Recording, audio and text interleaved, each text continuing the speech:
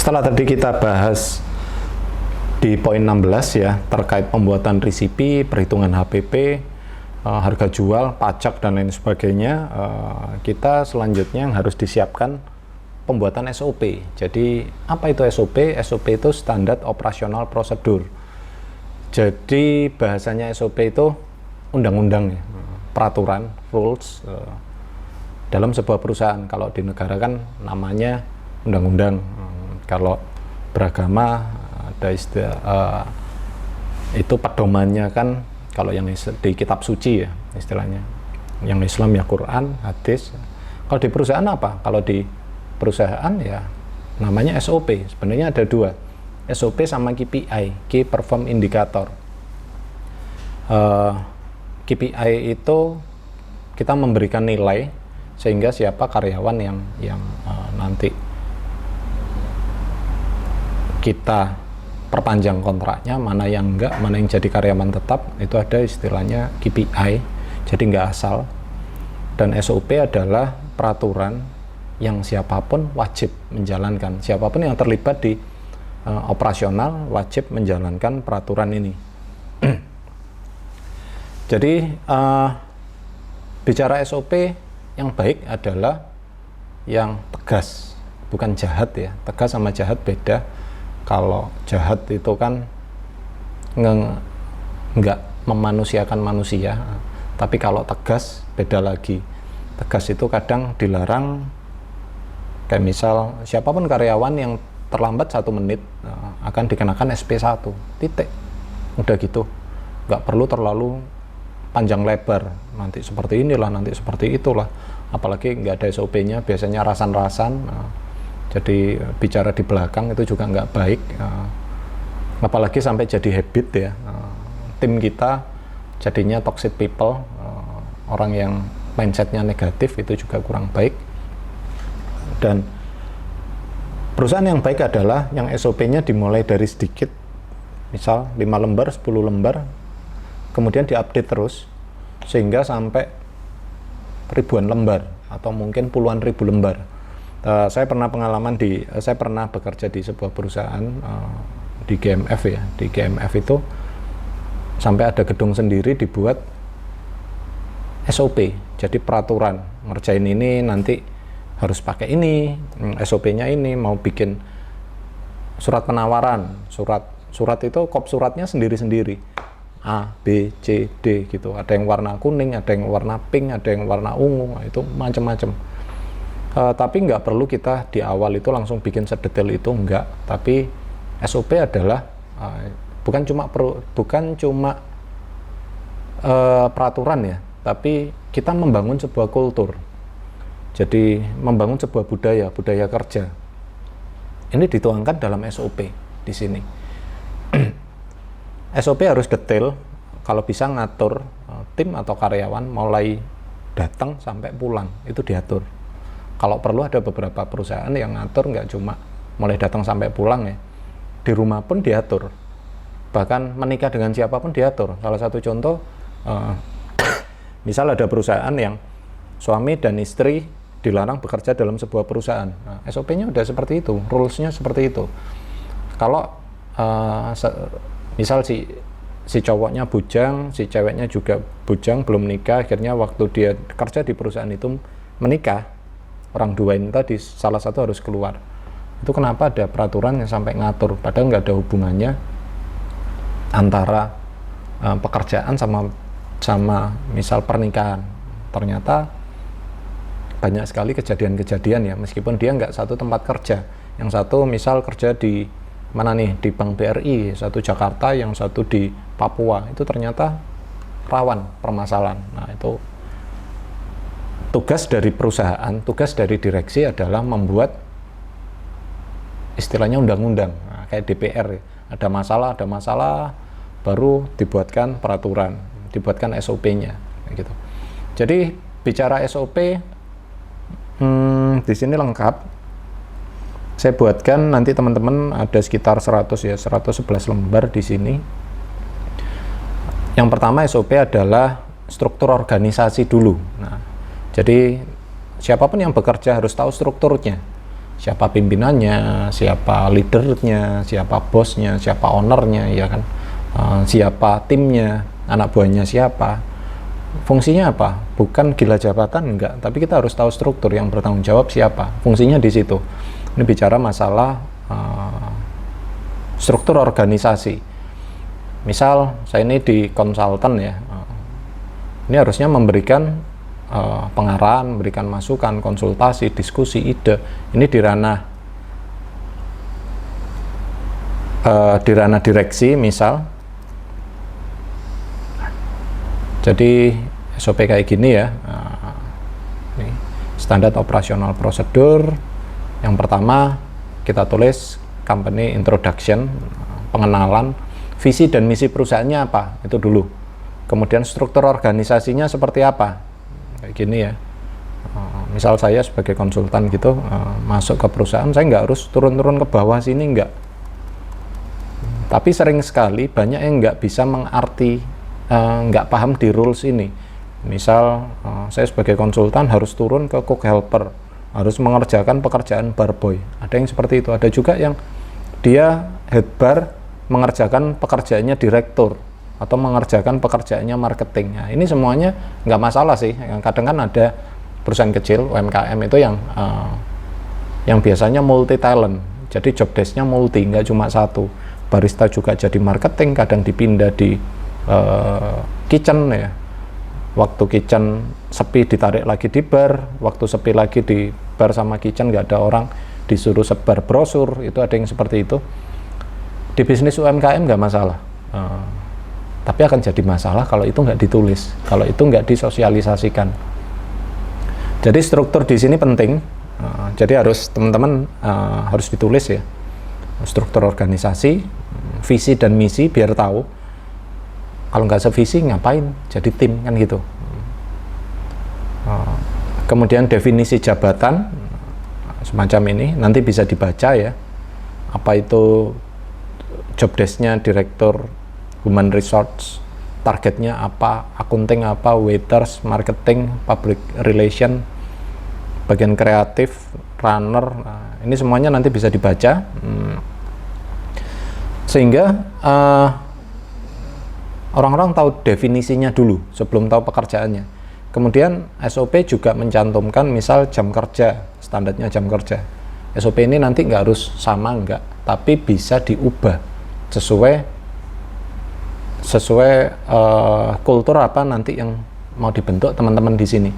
Misal gini, di tempat saya kerja nggak harus 8 jam. Saya pernah ini sedikit cerita, saya pernah di mana, di Ngawi. Waktu itu ada klien yang saya mengerjakan kafenya, sempat kaget, 1 kafe, 2 kafe, 3 kafe, sampai total berapa ya, 5 kafe di sana. Itu waktu saya ngomong hari libur itu banyak yang bingung. Loh kenapa? Loh di sini ini nggak ada libur. Wah ini namanya perbudakan kan gitu. Maksudnya, nah terus kalau libur paling cuma lebaran, sama kedua sakit. Oh, berarti harus sakit dulu, baru dia libur. Nah, seperti itu kan kurang tepat ya. Nah, kemudian shift itu nggak ada, shift 1, shift 2 gitu nggak ada. Mulai buka sampai tutup. Nah, itu masih terbiasa di kota-kota kecil. Saya pernah ngalamin juga, misal yang datang semuanya pada pakai sendal, misal. Sama aja, sendal sama sepatu apa bedanya? Nah, itu hal-hal kecil ya. Seperti itu harus diseragamkan dulu, biar nggak ada masalah. Jangan, oke, nanti kita bicarakan. Oke, kalau kamu nggak apa-apa, sekarang terlambat 5 menit. Kemudian nanti si B, misal si A ini dia punya penyakit apa, telat. Kemudian si B orangnya tertib. Si A awalnya terlambat kerja 5 menit. Ngomong ke kita, Pak maaf terlambat, oke, besok jangan diulangi ya, oke, nggak diulangi. Besok nggak diulangi, lusa diulangi, telat 10 menit.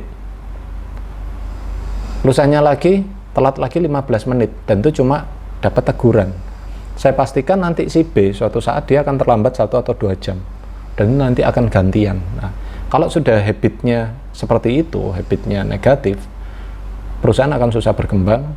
Itu yang pertama. Dan yang kedua, konsumen yang dirugikan. Misal ada loyal customer ya yang datang ke tempat kita biasanya jam 9 pagi. Di situ tulisannya jam 9 pagi udah buka. Tapi karena karyawan yang mungkin bahasanya telat sampai setengah jam, 1 jam, 2 jam, akhirnya bukannya jam 10 atau jam 11 ya, dipastikan dia waktu ke situ tutup, di situ tutup, akhirnya dia nggak jadi pelanggan kita. Jadi hal kecil aja jadinya gede. Bicara jam kerja, jam cuti, lembur, ini semuanya udah ada ya, nanti teman-teman bisa baca. Hari libur ditentukan 4 kali dalam tiap bulan, hanya bisa diambil waktu weekday misal. Jadi SOP yang saya tulis di sini adalah SOP yang sering dipakai di bisnis UKM selama 12 tahun belakangan ini. Mulai tahun tim kita melakukan riset, survei juga, bukan riset sama survei aja, tapi trial error, itu kesimpulannya ada di sini. Misal hari libur ya, kalau di kuliner itu biasanya ambil liburnya weekday, bukan weekend, karena weekend biasanya rame-ramenya. Cuti, kebersihan outlet misal, definisi dulu yang harus dikerjakan. Misal tugas semua tim adalah membersihkan wilayah bar, kitchen, customer, area public, area internal area, ini menjadi tanggung jawab bersama. Tapi waktu bicara masalah siapa yang mengerjakan, ya kalau kitchen ya orang kitchen, kalau bar ya orang bar, kan gitu. Kalau mungkin customer area ya bisa dikerjakan waiters. Kalau konsepnya self service berarti nanti orang bar sama orang kitchen nanti bersihin wilayah konsumen, kan gitu. Misal ini wilayah kebersihan outlet. Kemudian ada lagi service customer and public relation. Jadi ada pakem ya, senyum, sapa, salam, sopan, santun. Ini harus dijalankan. Attitude and perform. Ini kenapa di sini harus ditulis? Karena jangan sampai nanti karyawan kita nggak ramah, karena zaman sekarang produk itu nomor 2, bahkan nomor 3. Yang pertama adalah hospitality, yang kedua adalah kemasan. Produk ini misal saya taruh botol biasa, botol aqua dijual 60-70 ribu nggak laku, tapi waktu dikasih label semacam ini kan, botol semacam ini 80 ribu laku, kayak gitu. Jadi bukan masalah isi di dalamnya, tapi tergantung kemasan dan pelayanan. Produk nomor 3 sebenarnya. Kenapa di SOP ini penting? Karena bicara F&B era saat ini itu fokusnya lebih ke hospitality, ke pelayanan, ke keramahan. Nah, ini kenapa di sini attitude and perform wajib dijalankan. Berpenampilan menarik, wangi, fresh, ya, bersepatu, memakai uniform yang ditentukan, kayak gini, memberikan senyum kepada konsumen, mengucap salam kepada konsumen. Kayak misal kita datang di Indomaret, selamat datang di Indomaret, itu kan ramah ya daripada selamat datang di Indomaret. Dari intonasi aja itu udah beda. Ketulusan itu juga penting. Attitude and perform. Kemudian penampilannya, groomingnya seperti apa. Katakanlah ada misal waiters nih, cowok datang kemudian ada bau badan, jadi bau badan yang kurang sedap, sementara yang disajikan adalah makanan, mungkin orang akan, ya dia nggak ngomong tapi jangan salah, kalau dari ribuan orang dia akan jijik dan nggak mau datang. Biasanya seperti itu, nggak mau datang. Wah itu tampilan luar aja seperti itu ya, apalagi di dalamnya. Dia menyimpulkan seperti itu. Jadi di sini ada penampilan, appearance, sikap fisik, attitude, mentality, kesehatan personal health.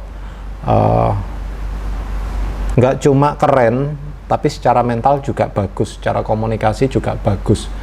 Misal ada konsumen nih yang marah dan bentak-bentak, ya jangan dimarahin juga.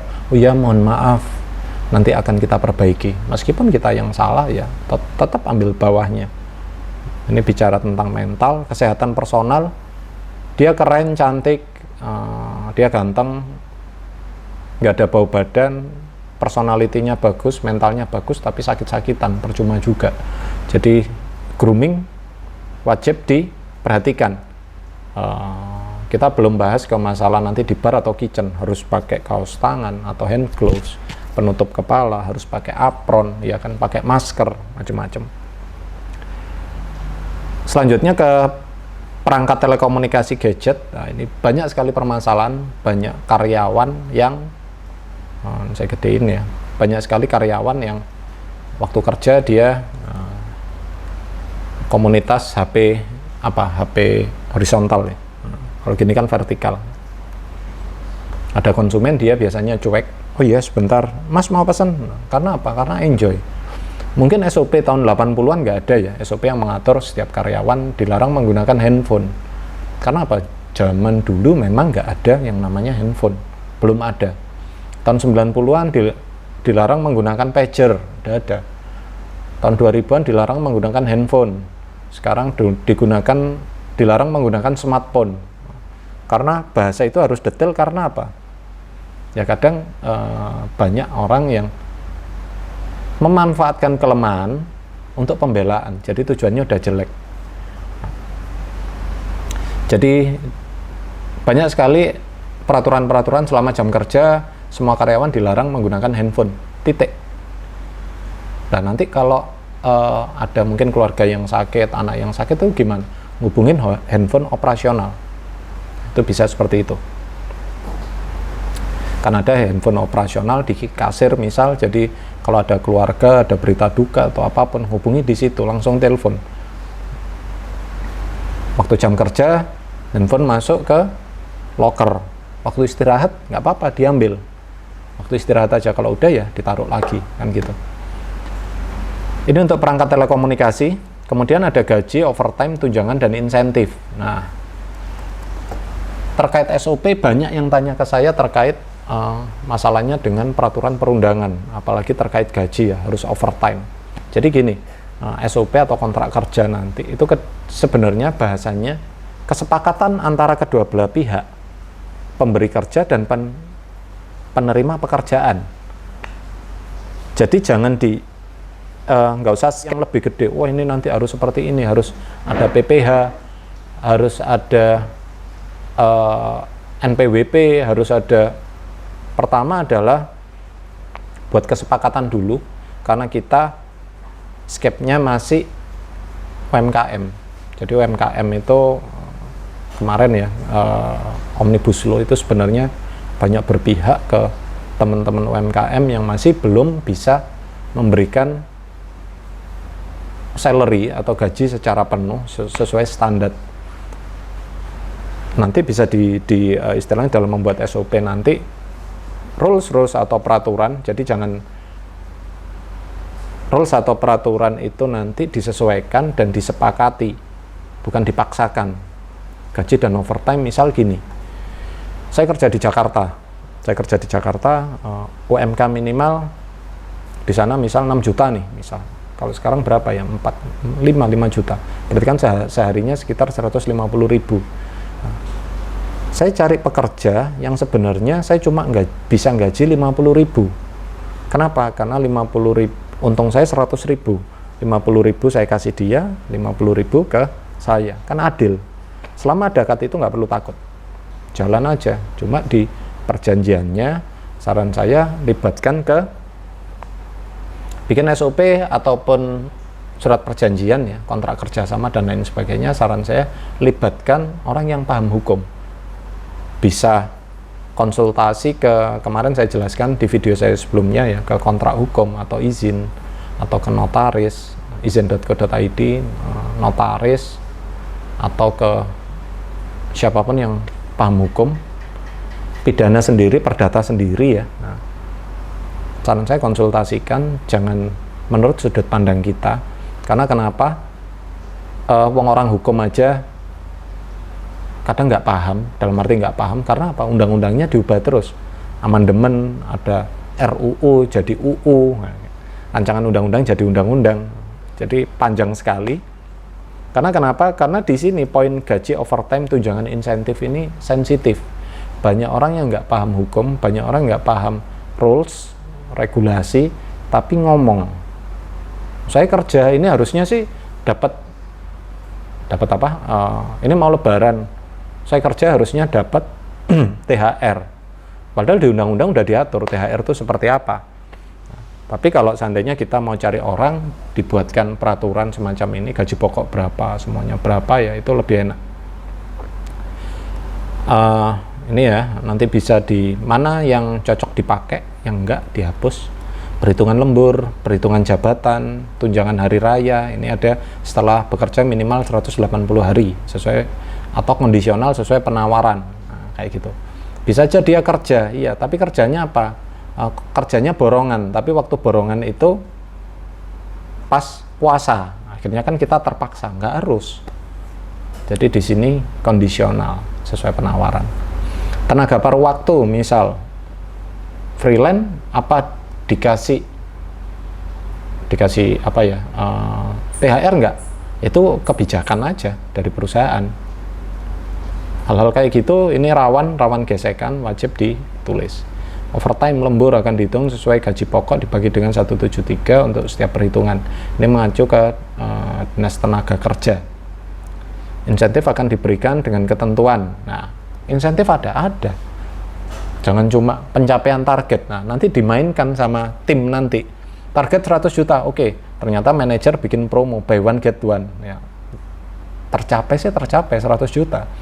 Masalahnya tercapai 100 juta, ternyata ownernya karena buy one get one, HPP-nya 50%, ownernya nggak dapat untung, 0 rupiah. Dan itu masih dipaksa untuk ngasih insentif. Itu sering sekali bahasa-bahasa yang dimainkan ya sama orang atau personal yang tujuannya udah nggak baik, seperti itu. Jadi untuk memberi insentif pun di sini ada pencapaian target, penjualan, minimum komplain. Jadi dinilai kalau dirasa perusahaan untung, karyawan juga harus untung, kayak gitu. Ini SOP di gaji, ada pembukuan dan administrasi. Ini ya, wajib dibukukan administrasi di unit kerjanya yang mengangkut pembukuan, administrasi, dan ditetapkan secara rinci di luar panduan ini. Nanti ada tambahannya. Next ke product knowledge and recipe. Nah, ini juga ditulis di peraturannya. Kegiatan operasional dan pengambilan keputusan, ada peraturan kerja, rules kerja. Jadi di sini ditulis dalam perusahaan pelanggaran akan dikenakan SP 1, 2, 3, pelanggaran ringan, sedang, pelanggaran berat atau berulang dalam waktu kurun 6 bulan, diulangi, telat lagi 3 hari, SP 3 keluar, kan gitu. Atau mungkin dia nggak pernah telat, tapi sekali dia kasusnya narkoba atau pencurian, ya bisa aja SP 3. Ini detailnya nanti bisa dibaca. Kemudian ada peraturan lagi terkait haki. Karyawan tidak boleh membocorkan kepada siapapun yang berhubungan dengan haki, hak atas kekayaan intelektual, seperti resep, SOP, database supplier, merek, dan lain sebagainya. Ini jangan sampai kejadian dulu bermasalah baru dibukukan. Seringnya seperti itu. Mengisi absensi sesuai jam datang dan jam pulang. Absensi kalau sekarang banyak ya, sistem kasir dibuat di kasir itu sekarang ada absensi, jadi dia datang langsung tip, itu bisa, nggak harus manual. Jadi kita nanti gampang waktu ngitung salary, gampang pakai sistem payroll. Kalau dia nggak absen ya nggak gajian, kan gitu. Data nota, ini semuanya nanti bisa dibaca. Kalau saya jelaskan sangat-sangat panjang. Perusahaan tidak mengizinkan kasbon atau hutang. Banyak sekali duit yang dipinjam karyawan, duit kasir penjualan.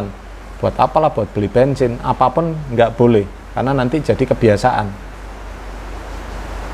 Misal di sini ada mencatat nama konsumen, mencatat form maintenance apabila ada kerusakan, semua harus ditulis detail. Next ada sanksi langsung. Nih. Aturan sanksi langsung dibuat, tujuannya adalah efek jera. Nah, ini banyak sekali permasalahan. Waktu ada sanksi langsung, itu biasanya ada denda ya. Merokok saat jam kerja denda 100.000, terlambat di atas 10 menit denda 50.000. Itu banyak sekali yang protes, alasannya sederhana. Alasannya, wah, ini kalau saya terlambat sekali denda 100.000, kalau 10 kali 1 juta, gaji saya cuma 700.000, ini akan jadi masalah. Wah, ini perusahaan nggak niat gini. Itu pikiran dari karyawan. Padahal sebenarnya jangankan telat 10 kali, 3 kali kan udah SP3 kan gitu. Atau mungkin dia merokok kemudian tidur, berarti berapa? 3 kali. Udah. Saran saya di sini, denda nggak masalah, tapi saran saya jangan masuk ke perusahaan. Saran saya adalah masuk ke kas karyawan.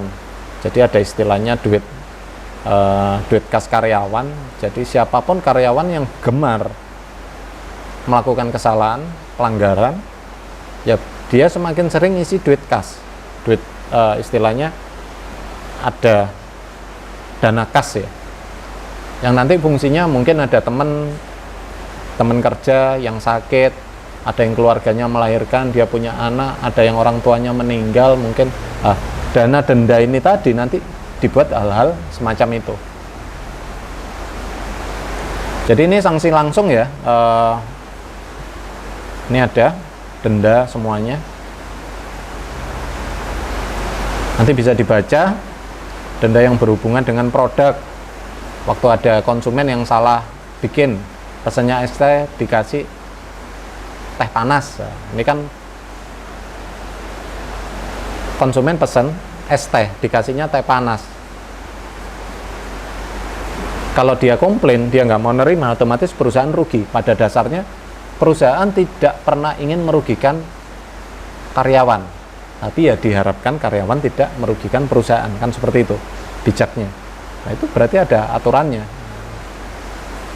Sekali salah, oke, dimaafkan. 2 kali salah, berarti karyawan wajib membeli dengan harga HPP, misal 50%, harganya 10.000, dia bayar 5.000. Kemudian menunya tadi ya, monggo, mau diminum karyawan nggak apa-apa. Nanti ketiga, masih salah lagi, berarti ditimbulkan SP1 sama denda. Terus seperti itu. Ini ya, denda yang berhubungan dengan absen, ada konsep rekrutan harus jujur, bisa berbahasa Indonesia kalau wilayahnya di Indonesia. Ini bisa diubah. Ada masa percobaan di sini. Jadi jangan langsung ada karyawan juara barista nih, langsung oke, kamu pegawai tetap. Jangan, saran saya jangan. Tetap di masa percobaan, misal prakontrak dulu 7 hari, kita tahu skillnya dia. Setelah itu nanti kontrak masa training 3 bulan. 3 bulan selesai ke tahapan selanjutnya, bisa kontrak 6 bulan atau setahun, semacam itu. Jadi ada masa percobaannya dulu. Jangan karena kita ekspektasinya tinggi ke karyawan, dia baru masuk modal sertifikat, ternyata sertifikatnya palsu, juara dunia, nah, kayak gitu, juara dunia latte art, kita langsung jadikan dia karyawan tetap. Jangan. Next ke pemindahan bagian dan promosi. Ini wajib ditulis, jadi jangan sampai nanti barista sepi rame di bar terus, atau yang kitchen di kitchen terus. Pemindahan bagian wajib ditulis, karena nanti waktu kita orang bar ada yang nggak masuk sakit, orang kitchen ditarik. Ada beberapa orang yang nggak mau, saya kan orang kitchen, saya nggak mau jadi bar, atau saya nggak mau bantu ngepel, nyapu, pekerjaannya cleaning service, ada yang nggak mau. Nah, itu bahaya juga. Itu kenapa di SOP wajib ditulis. Jaminan kesehatan. Saran saya di sini nanti di slip gaji ditambahin jaminan kesehatan. Istilahnya ada apa? Ada jam softtek yang kita bayarkan. Jadi waktu dia ada kecelakaan kerja, waktu berangkat kecelakaan, waktu dia sakit, waktu dia pulang kerja kecelakaan, hal-hal semacam ini kita nggak terlalu bingung. Kenapa? Karena sudah di backup sama jaminan kesehatan. Ada operasional staff. Nah, ini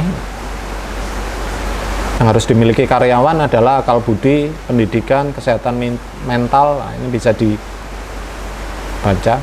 Kalau ada yang nggak bisa, misal dia attitude-nya jelek, atau mungkin dia inisiatifnya nggak ada, bisa aja dia nggak layak jadi tim kita, atau bisa aja dia nggak punya semangat kerja, datang ada yang tidur, ada yang main handphone, semangatnya udah nggak ada. Selama dia nggak punya beberapa poin ini, saran saya dipertimbangkan untuk diterima. Itu alasannya kenapa harus ada masa training dulu. Perencanaan event ini juga harus ditulis. Ada event reguler, non reguler, sponsorship, komunitas. Nanti teman-teman bisa baca ya. Ada promosi, karena kita udah punya produk berupa kafe, berarti kita juga harus fokus ke promosi. Promosinya seperti apa? Karena kita sebelumnya, di video saya sebelumnya itu kan ada marketing plan. Nanti bisa dibaca, diterapkan di sini. Di sini ya online, ada sosial media, FB, Instagram, bisnis, Twitter, ya, social chat, ada Line, ada Yahoo, Bing, Google, seperti ini. Offline promo, ada join corporate, join merchant, join community, join media partner. Nanti bisa dijalankan konsep-konsep pemasarannya. Dan ini nggak jadi tanggung jawab marketing aja, tapi semuanya. Ada beberapa kafe yang nerapin setiap karyawan wajib mengajak temannya setiap minggu sekali minimal. Dia harus ada setoran data semacam itu. Itu bisa aja dimasukkan ke dalam SOP, karena dasarnya dari business plan. Saya mau B2E, apa? Business to employee. Jadi produk saya jual ke karyawan. Itu kan sebenarnya bisnis model ya, yang kita bisa menyuruh mereka untuk membeli, dan karyawan itu jadi target pasar juga bisa. Salah satu misal, karyawan di perusahaan Spotify, itu saya yakin semuanya juga berlangganan Spotify, atau beberapa aja di mana, misal di Netflix, di rumahnya pasti langganan. Nah, itu kan jadi business to customer, B2C ataupun B2B-nya masuk, B2E-nya masuk juga, business to employee. Peraturan tadi, himbauan-himbauan selesai.